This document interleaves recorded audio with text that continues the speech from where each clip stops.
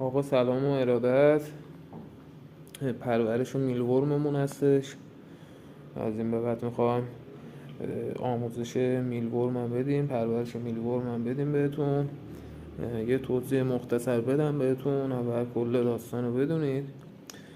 ما برای پرورش میلورم به دمای 25 الی 28 درجه نیاز داریم، رطوبت 60%، که با دستگاه رطوبت ساز داریم تأمین میکنیم رطوبت محیط رو.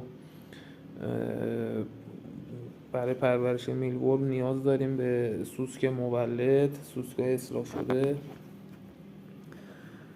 که همینطور میبینین. بسترمون هم سبوس هستش، سبوس گندم.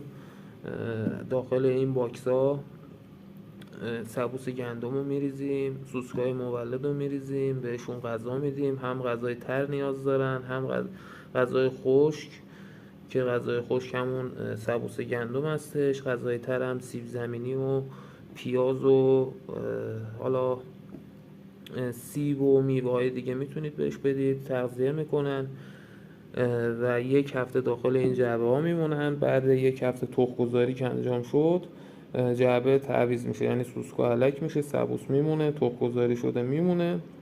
سوسکا وارد جعبه های بعدی میشن، تو اون تخم گذاری میکنن و بعد از اون تخمایی که تو این باکس مونده هچ میشن، کرما متولد میشن و شما کرما رو پرورش میدید، بهشون دوباره سبوس، غذا و این چرخه ادامه داره. سوسکا بزرگتر میشن و تبدیل به سوسک مولد میشن. هم میتونید مولداتون رو بیشتر کنین، هم میتونید به صورت کرم حالا یا فروش داشته باشید یا کرم خشک شده خشکیش کنید و به صورت خشک شده بفروشید.